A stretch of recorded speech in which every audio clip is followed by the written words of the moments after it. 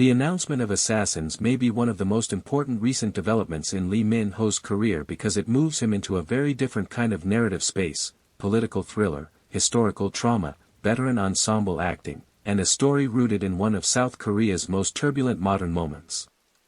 This is not the same as joining a fantasy adaptation or a high-concept romance. A film about the attempted assassination of President Park Chung-hee on August 15, 1974 carries historical weight. It cannot function only as entertainment. It must deal with tension, ideology, power, fear, and the atmosphere of a politically charged era. For Lee Min-ho, this is a meaningful shift because the environment itself resists glamour. A political thriller does not need him to be idealized. It needs him to serve suspense. It needs moral pressure, uncertainty, and restraint. That could be exactly the kind of frame that allows his controlled screen presence to become more dangerous and less decorative. The cast also matters. Yoo Hae-jin and Park Hae-il bring strong cinematic credibility. They are actors associated with texture, realism, and character weight. Sharing the screen with them places Lee Min-ho in a different evaluative field. He cannot rely only on Hallyu recognition. He must function inside an ensemble where subtle acting choices carry heavy significance. Hye Jin-ho's involvement strengthens that point.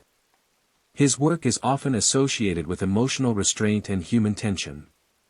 In that context, overstatement would be counterproductive. A performance must be calibrated, but it cannot be empty. It must suggest pressure underneath silence. This could be a strong match for Lee Min-ho if the role is written with ambiguity. His best opportunity in Assassins would not be to play a clean hero. It would be to play a man whose motives are unclear, whose loyalties are unstable, or whose surface calm hides political and psychological conflict. The historical setting also offers distance from his familiar drama image. Period detail, real political context, and thriller structure can all help disrupt audience expectation. Instead of asking whether he is romantic, elegant, or charismatic, viewers may ask whether he is believable inside danger. That shift is valuable. At this stage, Lee Min-ho does not need another project that merely confirms his fame. He needs projects that test his credibility in new rooms.